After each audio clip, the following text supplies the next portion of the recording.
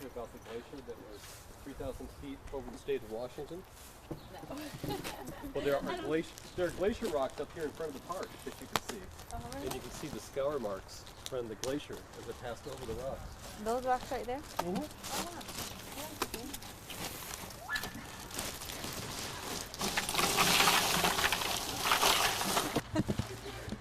Well, Cheryl, what's happening tonight? Tell me about what's going to happen. Well, the idea was to have a National Night Out event here at Lynbrook Park. And we chose this site because Thornton Creek Alliance and Greater Lake City Community Council kind of adopted it. We've gotten some grants to put in the play structures. That was back, I think we finished that in '99. And we just finished the Little Brook Creek project. And so we sort of want to try and make this place friendly and make sure it gets used and people enjoy the new amenities that have been put in the park. And there's been some problem with undesirable activity in the park. And so we thought this is our way of sort of reclaiming the park for families again. And it provides an opportunity for kids to play here instead of in the streets. Thank you. I don't think so. I haven't actually ever had a chance to talk to him. Oh, you haven't? Okay. No. And your name is Cheryl? Cheryl, C-H-E-R-Y-L, and Klinker, K-L-I-N-K-E-R. Okay, great. And your title, your wages. Project coordinator. I don't know. I've been project coordinator for the Little Brook Habitat project. You gotta keep going. Go! Ready? Go. You gotta go. Oh, don't mess up now. Don't get Why do we leave it for that, like that, right? Oh, I'm not Kim right now? If I was Kim, I would jump around. There. I can use That's it. 15 seconds. Keep See how long we going. can do this. Hey, Stop it. see how long we can go across this. Man, go ahead though. Keep going. Look at her. Keep going. Come on, Adam. That's 30 seconds. Uh-oh. He's beating all you guys. He's killing. No, like, Oh, you messed up. All how right. much? 30 35 seconds. Watch this pull up. Get this on TV. You're on TV, you're not doing anything. You gotta do more than just that pull-up. Yes. Yes. It is. Go backwards now. Go backwards. No. Do backwards. I'll do Go backwards. backwards is easy.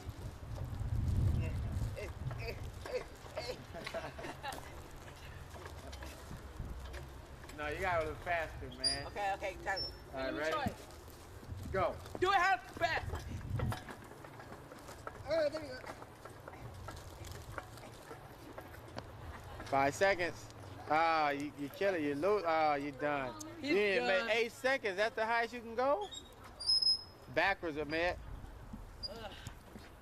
Booty. He's weak. Now you're going the wrong way. Backwards.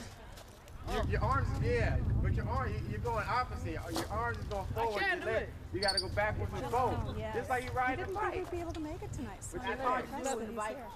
Nothing right here. Move your hands You're back. going forward. Nope. Yeah. That end. Yeah.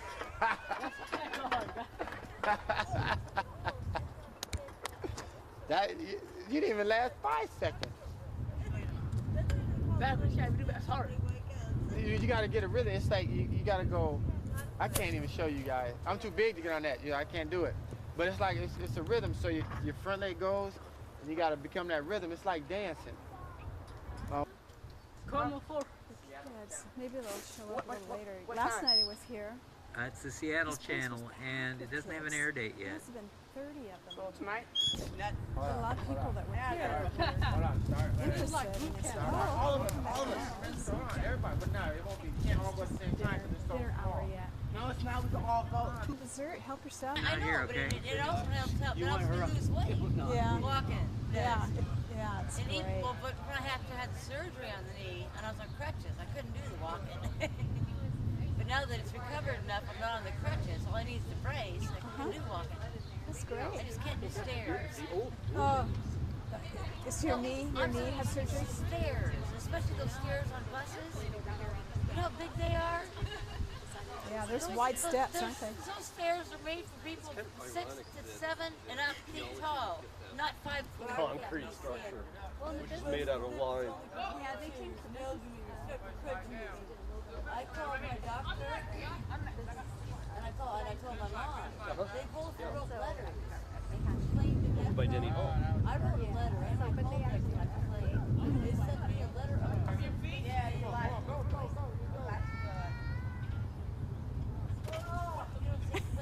No. Climb up, man. You guys want to go? Yeah, I want to do that. You want to try it? An airplane flying right overhead, like 100 miles. Segway guy, I thought so. That's great. I love So it. once they get done, I think they'll be out. I've seen you around South Campus. Yeah, I'm the only one.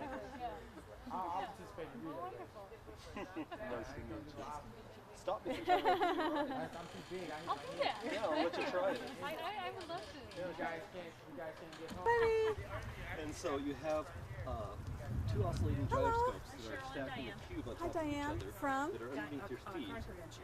Oh, And probably about the size of my finally get fist. to put a face to And the then you voice. have two sensors So I've in got front of your a few little toes. things. Here's some Two sensors behind these your reflective Go stickers for forward, kids. you lean on your toes, wonderful. go backwards, you lean on your heels. I think after dinner When you we'll turn, show you have up. a cuff that Yeah, you oh twist yeah, I and think it so works too. like a tank. And then there's Okay. a real simple pedestrian safety Wow. from Harvard. That's nifty. And then So is it? for the adults, it's I'm trying to the remember. Is it? How? What It's power way is it? It's powered by lithium Yeah. batteries, We had Ah. which are the okay. same kind of batteries that are used to power cell Right. phones. Yeah. Only these are really big 356 ones. auto thefts in June. How long can you Just go in on a one single month? charge? In 1 month. It depends on And how fast. in If I drive 2004, it fast, if I drive same, it like 15 1 miles year per ago, hour, same I period, can drain the it batteries in was, 2.5 hours. But if it I was run less it than at 2 5 miles per hour, I can make it last anywhere from 5 to more 8 than hours. doubled. Wow. And car problems. And it also depends on if the wind's blowing. And they're Because if the connected. wind's blowing Yeah, against when me, I distance- use more Yeah, I wonder what Yeah. that's up. Yeah. Sure. Well, prior to, last year we had an auto Yeah, theft yeah. task. I periodically get So is it mostly checking parking stickers an or email what on. else? That's my They have this primary top responsibility. 10 list of who the bad I'm guys sure are. about. But at the same And time, I'm we're kind of shocked like that more human than a third of them satellites, are women. and we're watching for crime Does that surprise you? events It does that me. are going on because That, yeah, we're kind of I would not have I know. expected. behind the scenes, and And maybe people they're doing kind of with their boyfriends or whatever. don't suspect us and see us, and because we have radios that funny? and telephones and stuff, Huh, I that's can strange. get a police response usually in Of course, 30 maybe to that's 40 a little bit seconds. safer So sort of that crime for there was a women situation to where engage I in. mean, and if they're not hot one wiring, of they're our using parking keys, enforcement vehicles and this had talks about it. been So, turned into but motor pool. so they're just and walking up and They had to have someone opening check the door, out opening the the car system, turning on the ignition. and so they gave it to somebody else So- to drive. So they And I they guess involved look maybe just they're like the they're supposed to be driver there. And so and their this boyfriends is are right doing after the. some horrendous Because what they terrorist typically do activity. is steal a And car, so drive to an I was area, out and I break see into this some guy, other cars, he's leave like that car there, steal kind of another rough car, looking, he's got and they like just beard, he's replicate that. typical. He parks behind the hospital. But it's not There's a unusual huge for one ice person to chest steal out 5 cars and a goes night. running into the back of the So hospital. people get their cars back and they've been driven 10 miles. And this poor guy, I So went it's ahead not the and big went on partying radio. out, the big elaborate thing.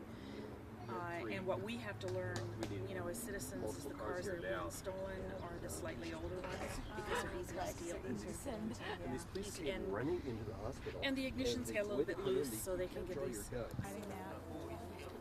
Yeah, that'd be great. Just stick them over on the table. That'd be great.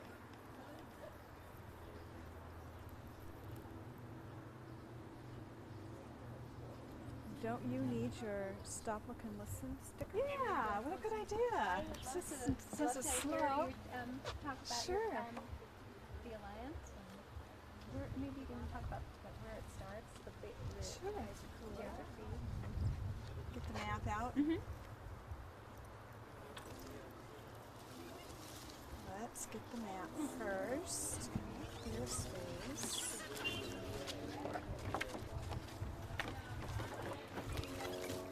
Well, tell us, Cheryl, what is all this?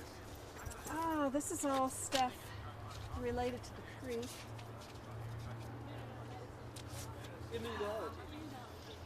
Where I have the graphics out about the fence, but the last thing we need to finish on this project is get a fence up along the west edge of the park, between the park and the parking lot. So we've got a little fundraiser going on for that. Tell me a little bit about the creek. And then, well, what I was going to show her is the creek that's running through here. I've been told, or different people think, based on some soil testing we did, that the creek used to flow kind of through where those apartments are and came directly through the park. But then it got moved over and pushed aside when there was a lot of development happening around here.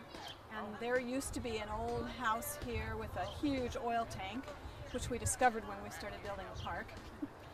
I had to remove that, but now what we did was we took the creek out of the pipe and we extended it and made it curve around and meander into the park, and then created a whole little habitat benched wetland area around it to just provide a little bit more habitat. And the more native plants you can get upstream in a creek, the better it is for the fish downstream, because it washes some of that food source downstream to them. Okay. So that was another reason. And then it's also taking some of the drainage that comes off of the playground area and takes that into the creek and brings it through the native plants to filter out any pollutants if there are any. So it's serving a lot of different functions. And just to show you the map. So we are up here.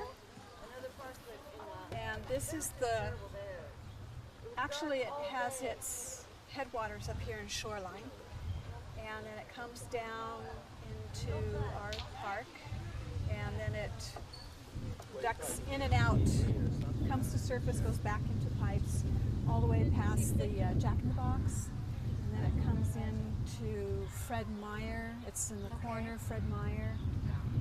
Goes underneath where the Salvation Army used to be, comes into a detention pond at 125th, which should be right here, okay, and is pretty much daylighted after that. And I actually live on Little Brook. It's in my backyard, and then it comes down and it joins the North Fork of Thornton, and right here is where we've got spawning going on with coho salmon and cutthroat trout. And is that relatively new now? I mean, is that a new occurrence since that it's been daylighted? Or? Because I was told by your keeper that actually you're seeing it, the spawning activity increasingly going up the tributaries. Is that correct? Or? Yes and no. Since they put the fish ladder, let's see, I'm trying to remember which. What we have seen is in the South Fork, they put in a new fish ladder at 100th, I think it is. And now we have been seeing more, like a Chinook came up all the way to around 98th. Okay. And about 20th. And that's the first time we've ever seen that. That's wonderful. So that is great news, yeah. Giving them more space. So this is mainly creating a better food source for the fish. Mm-hmm. And habitat for other wildlife, especially the birds. Mm-hmm. So yeah, and then it flows on down through the new detention flood control pond, which is across from the Meadowbrook complex, and then it goes through backyards and it comes into the Matthews Beach area and into Lake Washington. Go ahead. Well, all of the work that I've done on the creek is really, my goal is to integrate the urban environment with the natural environment, because I really feel that people need that for for their health. Mm-hmm. And I also like to be able to show that yes, you can have both together and it enhances both of our lives, because if you have people that are appreciating nature, they're going to be more willing to take care of the other beings that are on this planet. And so I like to integrate. But when we went to do this project, we also realized that before we could do any restoration work, we had to also meet the needs of the community. Otherwise, they were just going to destroy it or not appreciate it. Mm-hmm. So it works out. So it's really, in all of our projects, we've really tried to use it not just to create the habitat for wildlife, but to really build up this community again. So it's been great. Well, this activity, I mean, this function is really nice to create ownership to the park. And so, what is the cost for the new fence? And Good question. We started out really fancy because we wanted to do something with artwork on it and everything. And that was running, because the price of steel shot up so quickly, got away from us, and it was going to cost around $15,000 to $17,000. So then we scaled back, and we were just going to do a nice wrought iron fence. And even at that, a lot of the contractors we were contacting, it was going to be still $5,000 to $10,000. But now finally, recently, they've just put wrought iron fence on sale through Lowe's and Home Depot. So we're looking at that now, and we're bringing the cost way down to more like $3,000, $4,000. And we're going to go with a much simpler design too. But what about engaging some of the like the youth center to create more ownership for the project, and have the contractors perhaps show them how to install the fencing, and then that would suffice and help with bringing down the cost of the project. And at the same time, you know, like I said, creating ownership to the park, and hopefully bringing the costs down. That might be something. So do you have a figure for just the materials at all? Or? It runs around, depending on whether we go with a really heavy-duty aluminum or a heavy-duty wrought iron. It runs anywhere from $127 would be the cheapest, but $215 per panel for just the panels. And then you have to buy the posts, and those run anywhere from $25 to $31 each post. So. Thank you. It's on the other side of this fence. Oh, it's down here. How do you get access to it? Yeah, we can walk down there. Okay. Anybody want to walk down and see the creek? Come on down. Come on, y'all. Restoration.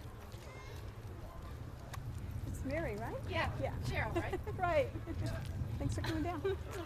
How'd you find out about it? Oh, I did the newsletter. Bob Spencer. Yeah. Great. Between Bob and you and the website, they can probably get all their messages in. Right, and get all the information they need.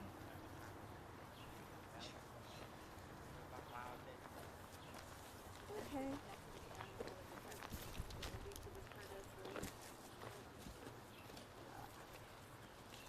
Okay. Now, if you can believe this, before we started, whoops, stay up. These are some of the native plants that we put in here. And they're not going to stay up. I know. We'll just flip them like this. There we go. If they want to stay on the ground, we'll just put them on the ground.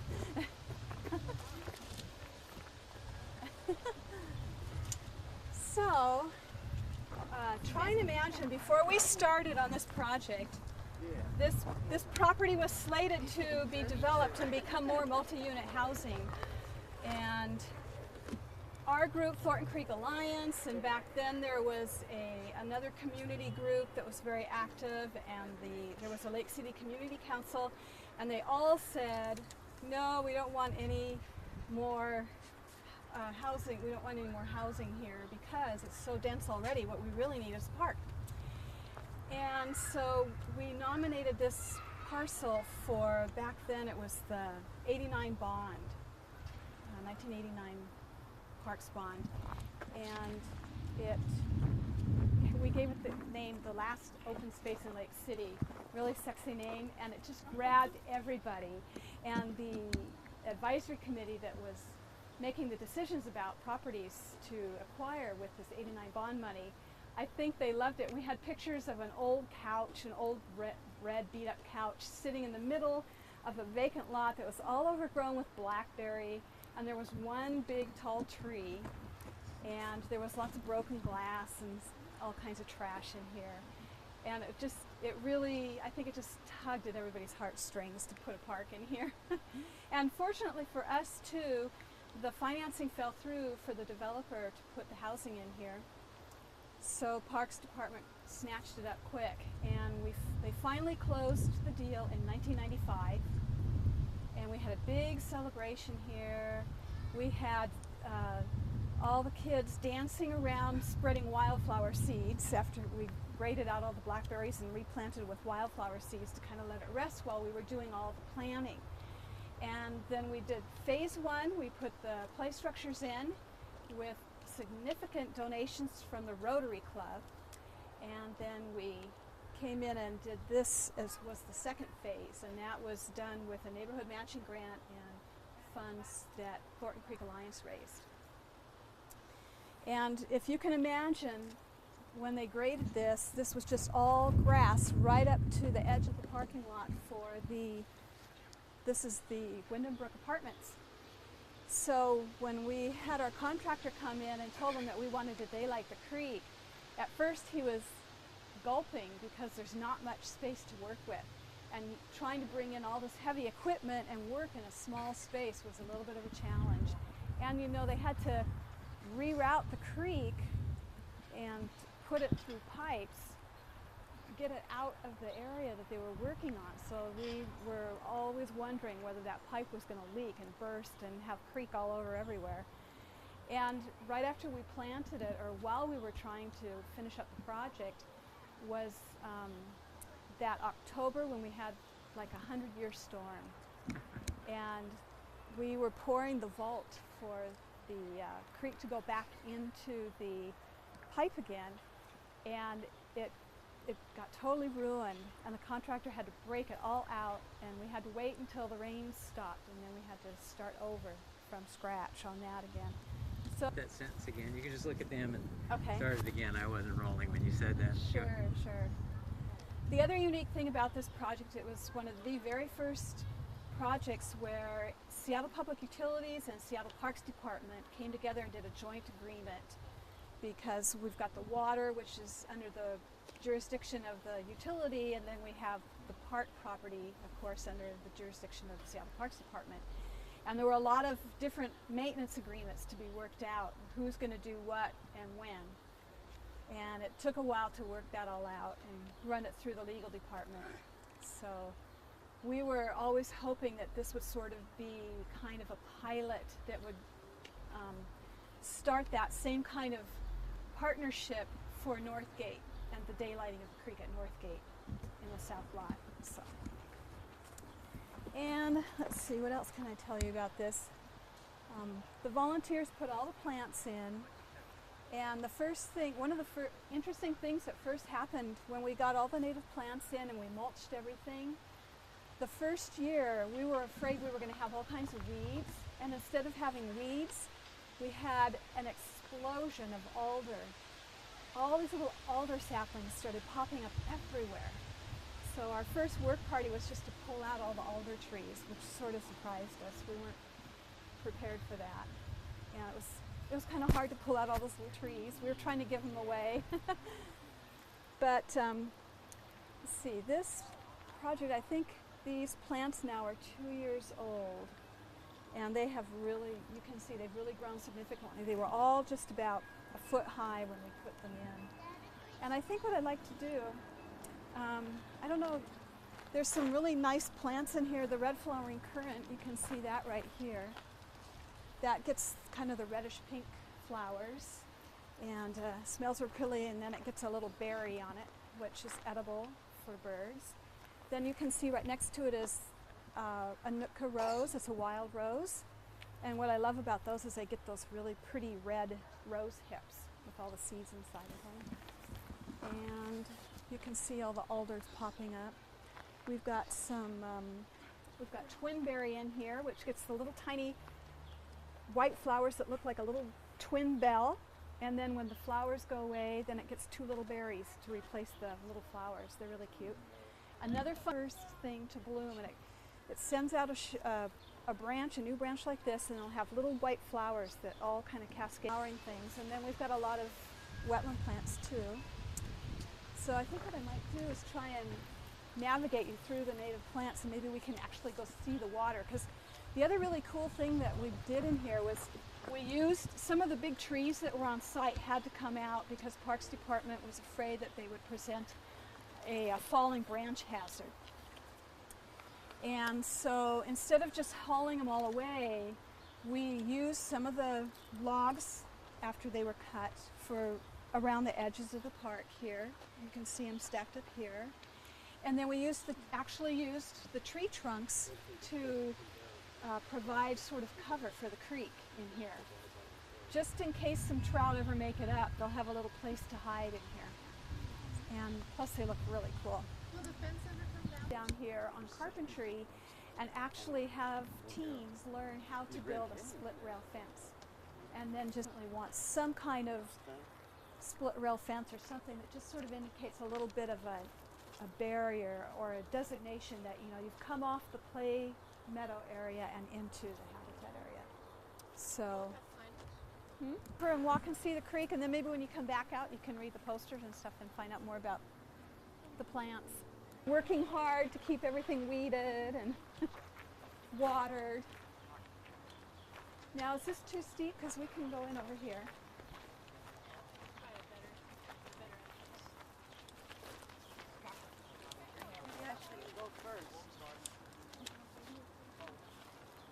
Bark is so beautiful in the winter. Yeah.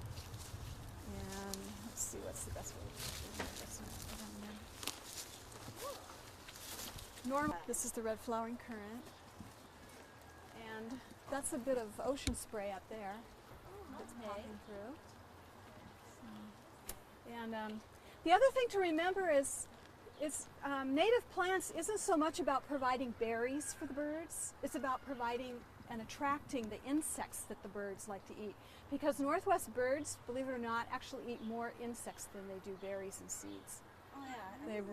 They have a really rich protein diet. So. And go ahead. Okay, so here's the creek. It's kind of low right now because it's summer, but it is a lot of spring-fed water. And when it gets high is when it gets all the stormwater runoff coming into it.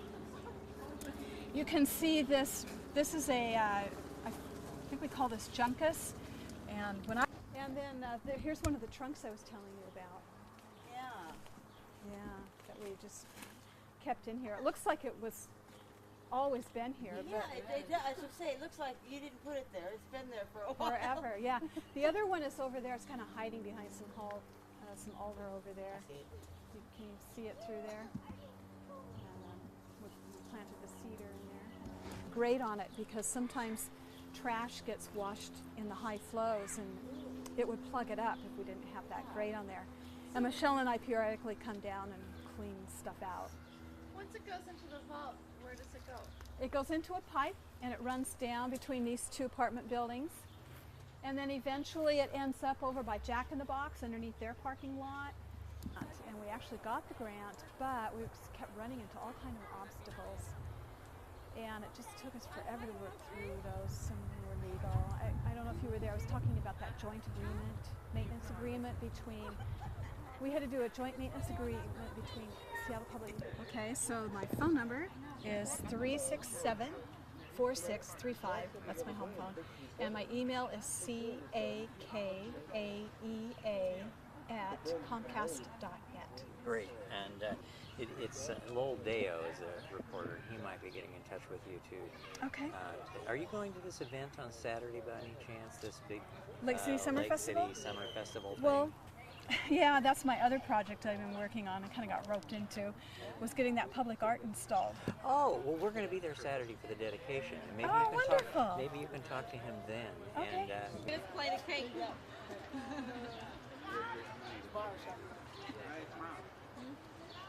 Where you are, all you can find. Smash it in your face for the camera. Get it up. Get it. I saw him. Yeah, you didn't even cut it right either. But look at the carrot cake people, eh? You guys just stuck a fork in there, Doug, right? No, he's trying to get I tell you, I can't wait till we start that culinary art class. Definitely need an instructor. Teach you guys how to cut a cake. Make a cake. We might have to have an edit. Highly. Damien, the staff at the booth over there calls him.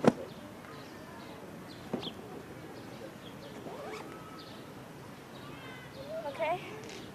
Our turn? Okay. Yeah. He tends to rock it right after those little sparrows. Your turn, John. You're in the hot seat now. So if I hold that. I'll be when I'm I'm gonna ask you things like this. What makes this zoo unique? Give me a little history of zoo in general. That'll be Prairie great. dogs and other things, yeah. Now, Get them involved. are you still going to have the Explorer, the Lost Explorer? Is that still planned, or? Well, these are ideas that are being discussed. I'm pretty sure we're going to have the abandoned research station of the absent scientist somewhere. Now, which bioclimatic zone it's going to be. Oh, okay. Rolling now. like Are you rolling? action. Are you like rolling right now? Like right now, you're rolling. Look at the tape. Two-shot establisher, sir. There we go. Hi, Mom. Oh, Yeah, you gotta Hi, get. Mom. Yeah, you gotta get a shot in here. thanks. Okay. So, John, why don't you first tell me your name, spell it, and give me your title. My name is John Bierlein, and Bierlein is spelled Bierlein, and my title is Curator of Education. And how long have you been here? I've been here for about 2 years now. So what makes Woodland Park so special? Why is this zoo different than other zoos? Well, I think what makes our zoo different and special is the very value-driven philosophy that we have here. I think we're really committed to developing naturalistic exhibits that essentially present our animals in a way that emphasizes their dignity, in a way that doesn't allow people to continue to think of themselves as dominating nature. So we're really trying to bring nature to the forefront, and of course we're very interested in developing multi-species exhibits where we have different species interacting together and interacting with their environment much as they would in the wild. And where we start seeing animals as ambassadors for their species, representatives of their wild counterparts. And the whole environment that we try to replicate as being representative of habitats that in many cases are severely threatened. Have you run into any roadblocks in this plan? Some people, I think, prefer to see animals very close up. They remember experiences at the old zoo where they're able to get nose to nose with some animals, and where animals were sometimes seen as public pets.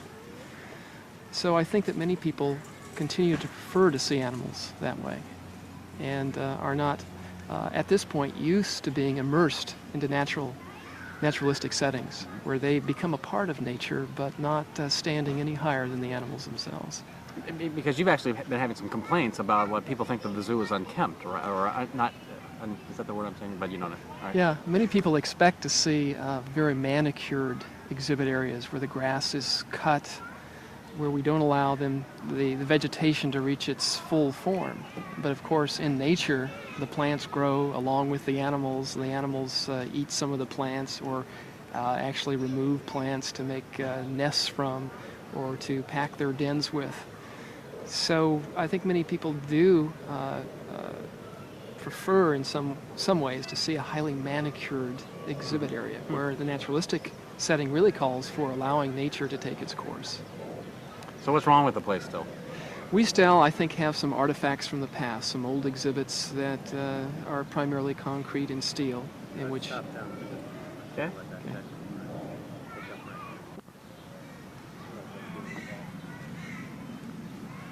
Are you rolling? So what's wrong with the place? Well, many of our older exhibits are essentially artifacts from the past. They're almost testimony to some of the original sins of zoos when we knew much less about animals and their need for naturalistic habitat. Consequently, they're primarily made of concrete and steel and look to us sometimes like prison cells with very little vegetation in them. And of course, we're committed to changing that as quickly as we can. So there are some poor exhibits. We're sometimes referred to as the best of zoos and the worst of zoos. What's in store for the future now? Well, so what are the big plans? We have a lot of work ahead of us. Essentially, we'll be redeveloping the entire zoo. 7 new exhibit complexes, each of them representing one or more bioclimatic zones. These are worldwide zones that essentially focus on plant and animal communities as they appear in nature. What are the 7 zones? Can you... Well, the Northern Trail Complex includes the tundra, montane, and taiga. The steppe is a bioclimatic zone. Savanna is a bioclimatic zone. The tropical forest zone, and the North Temperate Forest Zone. Okay. We'll hold on here a minute here. Okay. Hold it. Rolling. Now, do other zoos come and visit you guys, and to learn things? They do, and we visit other zoos too. I think we're all undergoing kind of a renaissance in terms of our thinking about how our zoos should be, for the benefit of animals and for people. We'd like that one again. I also want you to explain to me what the SSP. Oh, let's give it a try. We'll give it a shot. Why don't you explain to me the how you are linked up with other zoos throughout the world? What is your bond here? How do you, through the species survival plan? But you'll have to explain the whole thing here. Yeah, there's a great deal of cooperation now between zoos, and I think one of the most important things we do together is to work within the species survival program, which is a coordinated program among zoos to breed certain endangered species in captivity. And as a consequence, we send animals to other zoos on breeding loan. We receive some animals from other zoos as well. And the idea is to sustain as much biological diversity as we can, with the hope that we may be able to actually reintroduce some of these species into the wild if their habitats are preserved. Now, what are some of the ones that you have? For as far as endangered species? In our SSP program, for example, we have our snow leopards, lion-tailed macaques, golden lion tamarins. Those are 3 species that come immediately to mind at our zoo. Okay. And so you'll put together a program, and then you'll try and actually reintroduce these species in the population. How much success have you had? Well, there has been some. And how new success. is this? It's relatively new. Of course, it doesn't make sense to reintroduce animals to the wild unless you're fairly certain that their chances for survival are high. That means that the habitat has to be adequately protected. And of course, that relies on political and legislative factors in other countries. And it also demands that we know something about the behavior of these animals. And sometimes zoos can obtain at least some behavioral data that might be useful as we plan reintroduction programs. It's hard to extrapolate from what you observe among animals in captivity to know for sure, but a little bit of knowledge assists us, I think, as we start looking ahead to the possibility of reintroducing animals to the wild. So what's the future of wildlife in the wild anyway? I mean, what's the... Okay. We're not doing endangered species. Yeah, you're right. Why is a zoo important to a community? Well, I think the zoo is important to community for a number of reasons. I think it serves as a symbol of hope for those of us who are concerned with wildlife. It's also a mirror of the global society of which we're becoming a part. It represents habitats in a number of countries. It reminds us of the importance of preserving wildlife that may not be in our own backyard. And we as American consumers can do certain things to help ensure that habitats are preserved, whether that's becoming involved with conservation organizations that do specifically that, or whether it means just changing our lifestyles as consumers a bit so that we lessen the impact we have on resources that may be far beyond the boundaries of our own country. So I think in a sense that our importance is becoming as a tool for public education. I think we're also important as a captive breeding center for certain endangered species too. I think that's very important. So our conservation role really comes in 2 very major thrusts currently: captive propagation, public education.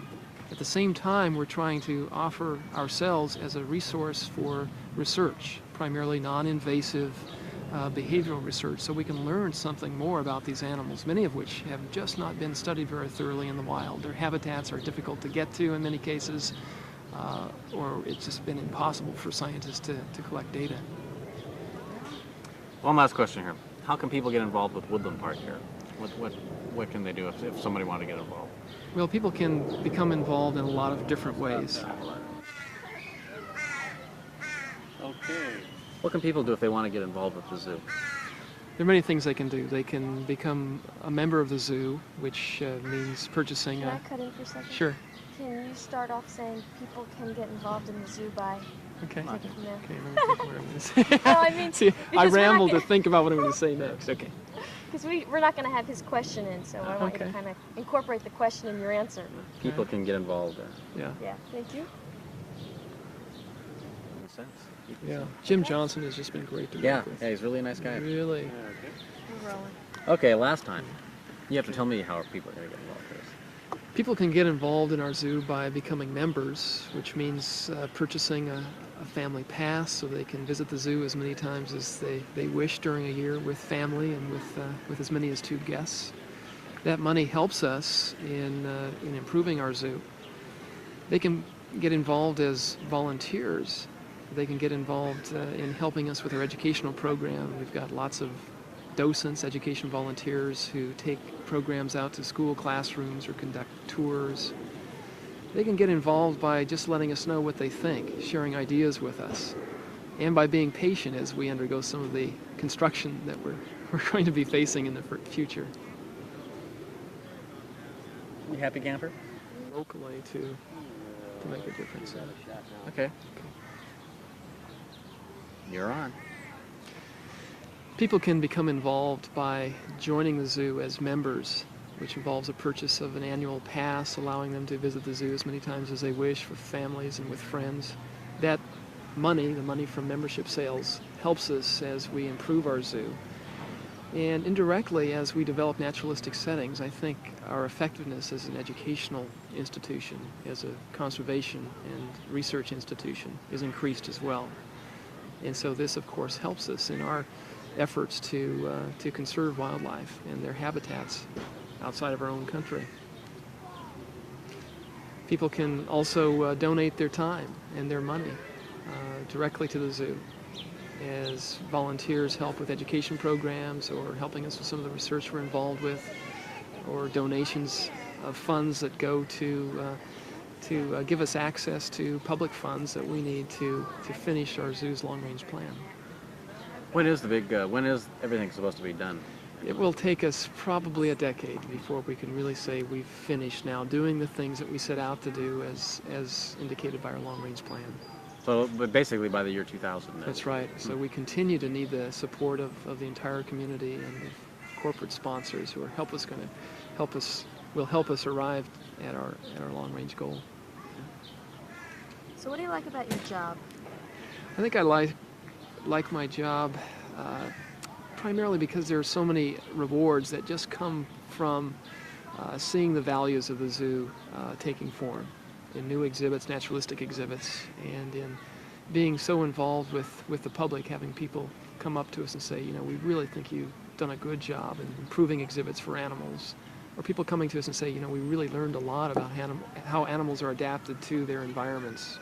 And it now makes sense to us that we ought to do whatever we can to preserve those environments wherever they occur. Yeah. So that, I think, is the greatest reward I get from my job. I just threw that one in. That's good. Great one. Yeah. Okey-dokey. Okay, I think we're done. We can pull out some. Have these animals out here for you to be able to view, so he feels kind of safe next to your feet.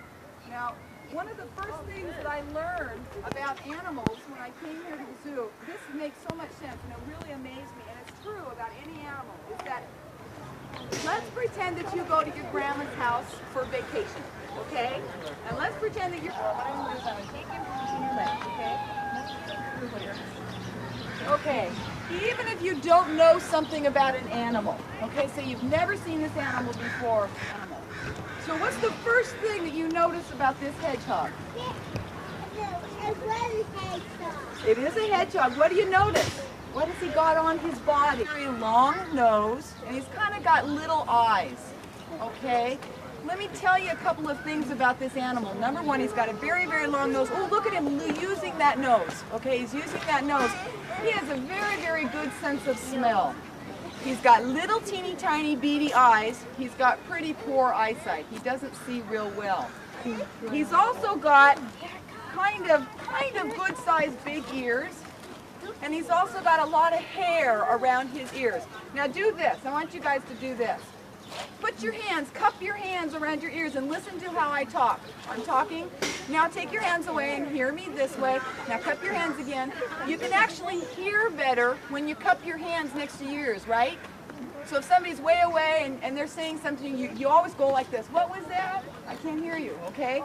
The reason for that is there's animals that their ears will be cupped like this. Think of ears. Your cats have cupped ears like this, right? Okay? And the reason it's like that is because the cupped ear will help the sound come in and channel into the ear. It makes it easier for the animals to hear. Now there's some animals that have like a little bit rounded and cupped, so he has very, very sensitive hearing. Now, there's one thing I'm going to ask, and that's the animal's going to be walking around, okay? You'll notice as he walks around that sometimes he jumps. Now he's going to jump when people scream, and he's going to jump when people move real quickly around him, and the reason is the noise. He's very, very sensitive to noise, okay? Okay, so what I'm going to do is I'm going to pick him up so everyone has a chance to see him, and then we'll put him down. Now, like I said earlier, we're talking about what an animal looks like will tell you a lot about how he gets around, okay? Let me show you something. First of all, think of this. You got this animal's got all these quills on it. What other animals would eat this animal? Pigs? Oh, a pig might try. Okay, a pig has a very strong nose, okay, and very good sense of smell. He might be able to find this animal by smelling him out. What other animal might be able to eat him? A lion. A lion might, okay. Let me tell you, there's not too many animals. This is a European hedgehog. Now, these animals are found throughout the world. They're very, very common. They're found everywhere except in real cold temperature extremes like in Siberia or in the poles. And also, they are not found in the Americas. That's why you will not see this animal in your backyard or in South America, okay? They're found on all the other continents except for those, okay?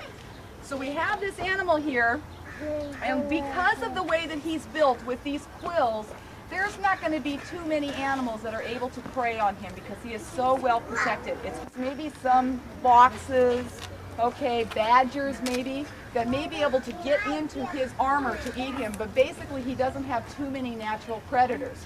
Now let me show you something. So here he is.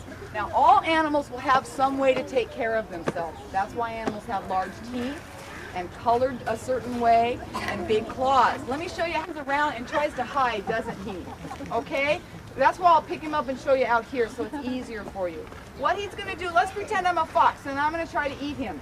And he's on the ground and I'm going to try to get him out. Is that I'm going to try to get him from the belly. And the reason is it's hard to show you, but he does have a furry belly. Okay? Now feel your back. Feel your back. There's bones back there, right? So it'd be harder to get into the bones because the bones protect your body inside. But feel your stomach. Oh, it's very soft in your stomach, so it'd be easy to get in and hurt you through your stomach. So his idea is to protect his stomach. That is I gotta protect my stomach or the fox might be able to get in, right? So what he's gonna do, watch this, you're gonna love this. The fox is going to try to get him to get into his stomach, right? Now you can see what he looks like right there. You can see that? Can you see his little face? Okay. Now watch. I'm a fox. Okay, I'm going to try to get into his stomach because that's where it's soft and that's where it's easy for me to get. And I'm going to try to dig in. Look what he does. You see that? He makes a ball. Okay?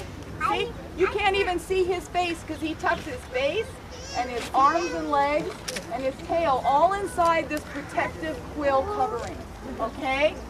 And the hair meat is like another special set of muscles, and it's like a drawstring on a bag. He just contracts those and draws it up and can do this. Now this animal can stay in this position for hours without any ill effects. It's very, very easy.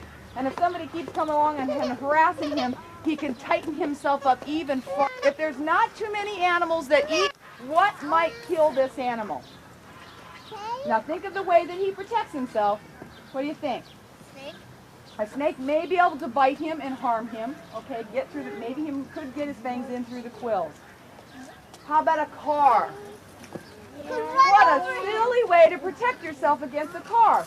If I was going to be hit by a car, I would run. The Europeans just love these animals, okay? So they're very well protected. If any of you do travel to Europe, you'll find these little guys everywhere. You will find them in the parks.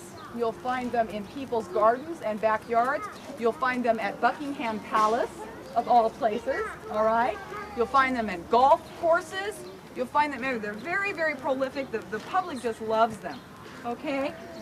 Let's talk a little bit. We're talking about the quills. I'm going to show you a couple of things here, okay? Let me show you a couple of things here. I'm going to just step in front of your camera. This is a quill, and this is a quill, and that's a quill, okay? Different sizes, okay? You're going to notice it's very sharp on the end. Very sharp. I mean, if I was to fall on this, it would impale me and it would hurt, all right? And you also notice at this end, the part that goes in the body is also kind of sharp, okay? Now, if you're an animal that might get hit or might fall, that might not be an advantage to you, and I'll tell you why. Now, there's some other quills, other porcupines, and another extra kind of little hook so that when it gets into your skin, it goes in real easy and it's hard to get out because of the way that it hooks. We got to move real quietly around him so that we don't scare him. That's the most important thing, okay? Why doesn't everybody just have a seat along the edge and he will come and visit you when he's ready, okay? So if we focus a little bit on the quills, if you look at the way his quills, this is how his quills are built. First of all, they are not straight like this. They are bent like this. This part of the quill is very springy, okay? It's movable and bendable. The bottom part of the quill that goes into the body has a bulbous, fleshy part on the bottom of it. Now, if this animal was to fall, they can climb a little bit. They're not expert climbers, but they can climb up garden fences or brick walls. They can climb. If he was to fall, or if somebody was to hit him or impact him somehow, his quills will protect him because when the impact comes, when he's hit, the center part will serve like by the seaside, where crabs crawl silently from the tide, and deer and monkey graze side by side on that island by the seaside.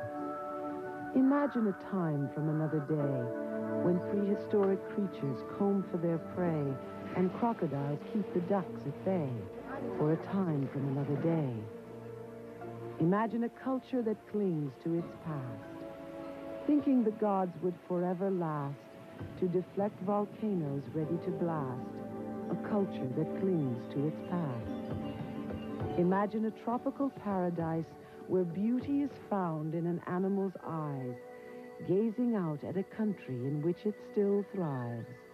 And you have a tropical paradise on the edge of extinction. It is here that actress and naturalist Stephanie Powers, Zoo Atlanta director Terry Maple, and a group of scientists went on safari to find one of the most incredible creatures of the South Seas, the orangutan. Travel with them now to Indonesia to search for the red ape. Search for the red ape is a Ford Zoo Atlanta expedition, sponsored by your Metro Atlanta Ford and Lake and Mercury dealers, as a part of their commitment to the quality of life in Atlanta. And now, from Atlanta, here's Channel 2 News anchor Chris Curl. Hello, everyone. For the next hour, you will be hurled halfway around the globe to explore some of the mysteries of a land that's foreign to most of us. And you'll share in the adventure of Atlantans who are building an Indonesian orangutan exhibit right here at Zoo Atlanta. The director of the zoo, Dr. Terry Maple, led a month-long safari to try to find ways to create an exhibit here that would be similar to the orangutan's natural habitat. And he invited a special friend of Zoo Atlanta, actress and animal conservationist Stephanie Powers. No one told me I'd have to paddle my way through Indonesia to find wildlife. But in the tradition of Eastern religion, it is the search that's important, not the discovery. I was in good company. Among those in our group was Dr. Terry Maple, Yerkes reproductive biologist Ken Gould, John Coe, botanist, architect, and designer of the Rainforest exhibit at Zoo Atlanta, and Ellen Bradfield, who'll be taking care of the orangutans when they arrive at their new home in Atlanta. The exhibit is not a